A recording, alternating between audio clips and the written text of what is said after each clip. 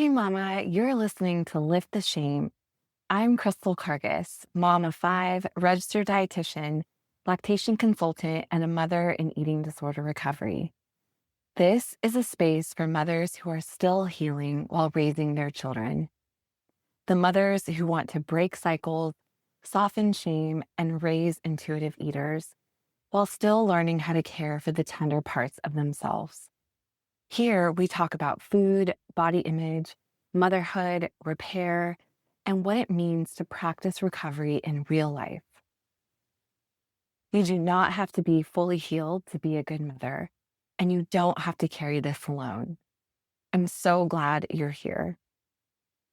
Today, I want to talk about appetite, not appetite in a clinical sense, not appetite as something to monitor, measure, praise, or worry over, but appetite as something alive, something human, something our children often express with a freedom many of us were never allowed to have.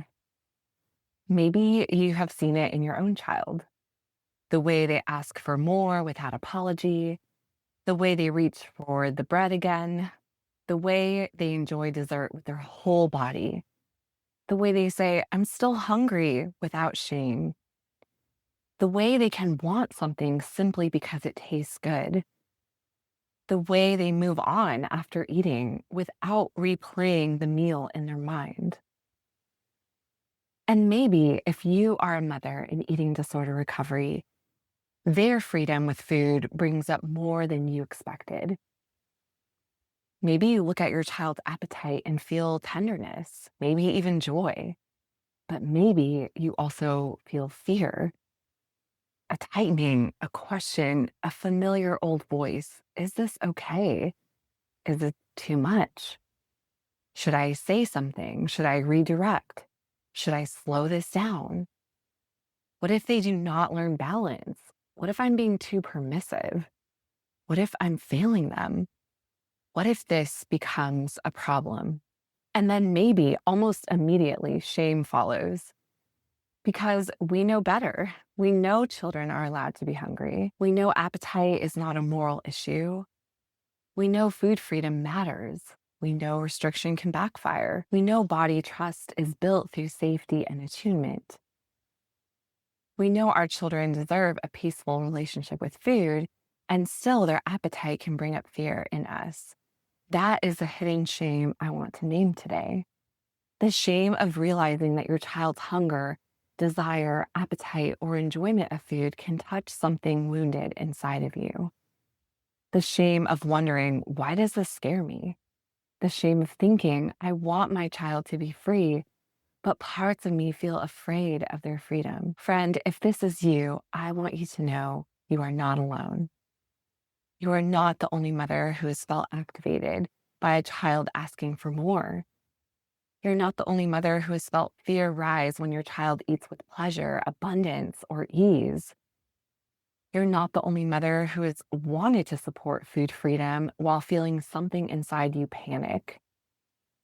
You're not the only mother who has looked at your child's appetite and realized with grief that they are doing something you were not allowed to do. Sometimes our children's freedom with food mirrors the places where we were not allowed to feel free. And that mirror can be tender. It can be beautiful. It can also be painful.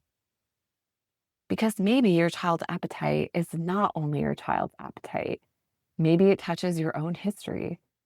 Maybe it touches the meals where you were watched, the snacks you were shamed for wanting, the foods that became forbidden, the comments that taught you your hunger was too much, the praise you received for eating less, the fear you learned around fullness, the ways your body was monitored, compared, criticized, or controlled. Maybe it touches the younger part of you who learned that being good meant being restrained, that being acceptable meant being smaller, that wanting more was greedy, that enjoying food too much was embarrassing, that hunger should be managed quietly, that appetite was something to apologize for. And then one day you became a mother and your child stands in front of you beautifully unashamed, asking for another serving, or enjoying the cookie, or saying, I'm still hungry, or reaching for the food with ease.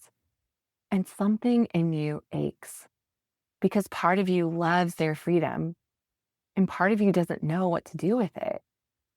This is one of the most tender parts of cycle breaking. We are often trying to give our children something we are still learning how to receive. We're trying to give them body trust while still building trust with our own bodies. We're trying to give them food freedom while still untangling fear around our own appetite. We're trying to let them enjoy food without shame while still hearing old voices in our own minds. We're trying to raise children who are not afraid of hunger while parts of us still are. And that can feel heartbreaking, not because we're doing it wrong, because we are healing in real time. We are mothering from a place of love while also recovering from places of harm. We are feeding children while reparenting the parts of us that were not fed with tenderness. We are offering freedom to our children while slowly learning that we were worthy of freedom too. I think this is why a child's appetite can feel so charged. It's not just about the food, it's about what the food represents: need, desire, pleasure, trust, permission, enoughness, safety. A child asking for more can touch the part of you that learned more was dangerous. A child enjoying sweets can touch the part of you that learned pleasure needed to be controlled. A child eating freely can touch the part of you that learned freedom would lead to shame.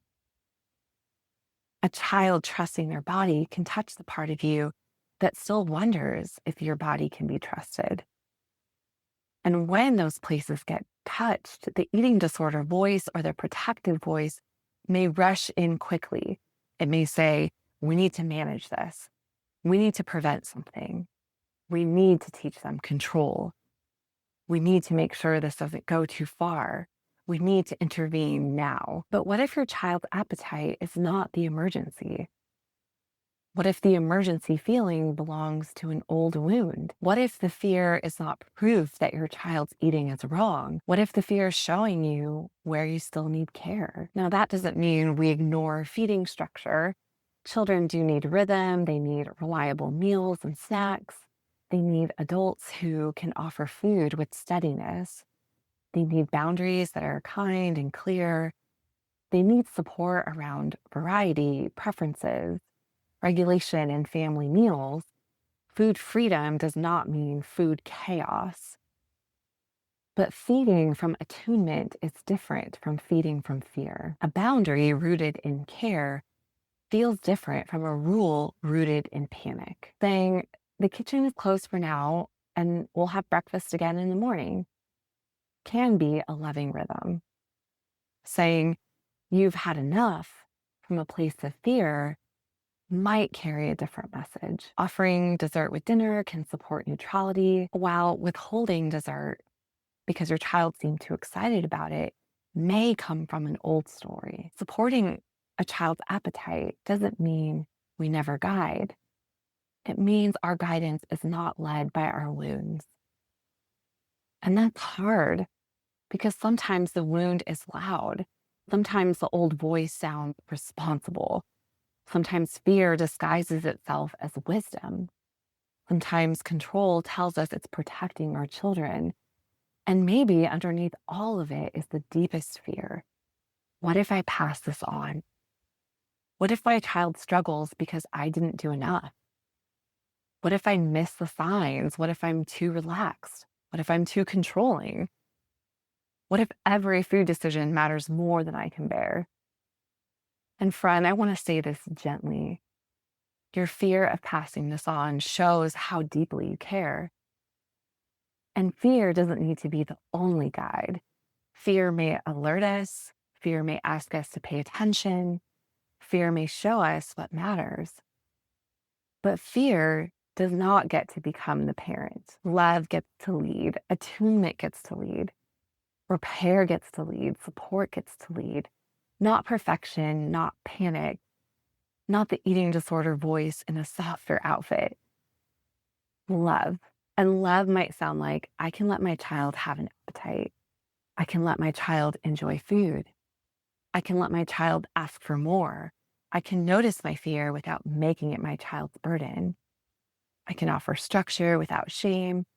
I can offer boundaries without control. I can be curious before I react. I can repair when I do. And I can tend to the part of me that never got to feel this free. This last part matters because sometimes when our children trigger us, we become so focused on managing the trigger that we forget to grieve.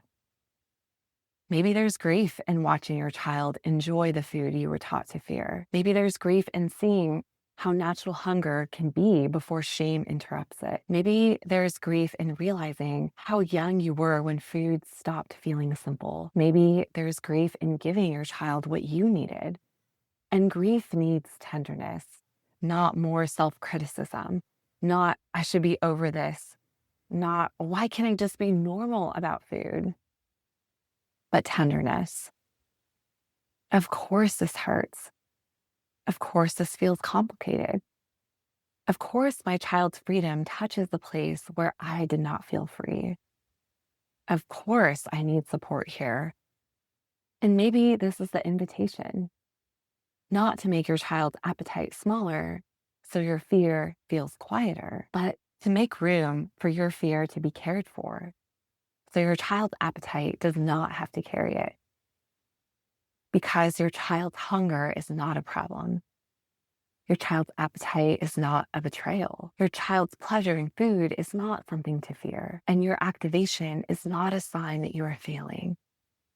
It's a sign that something tender in you is asking to be seen.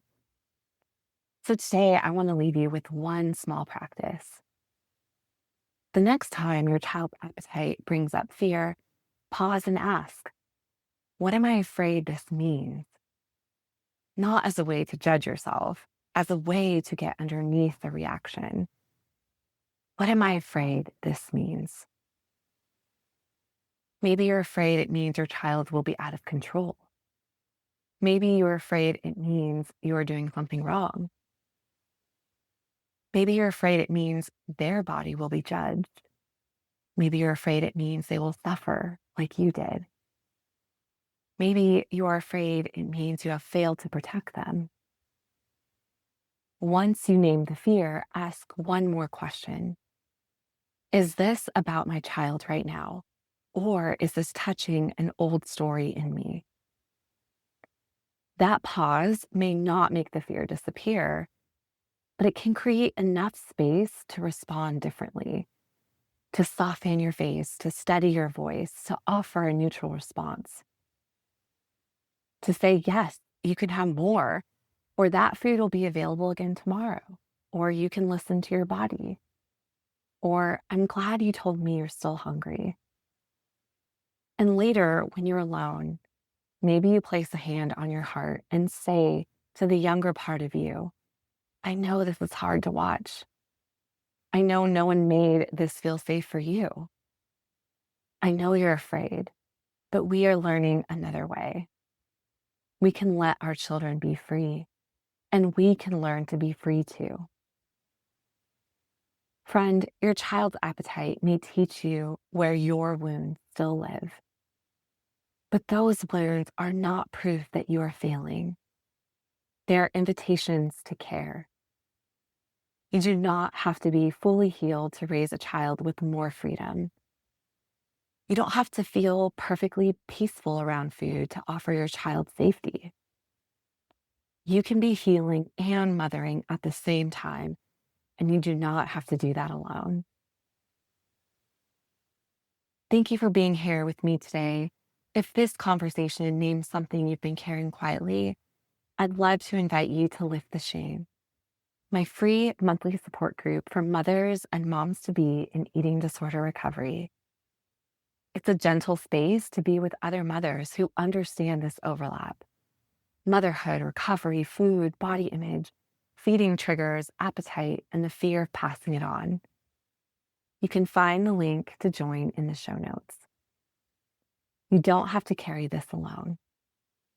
Until next time, take gentle care of yourself, and I'll meet you here again next week. Bye for now.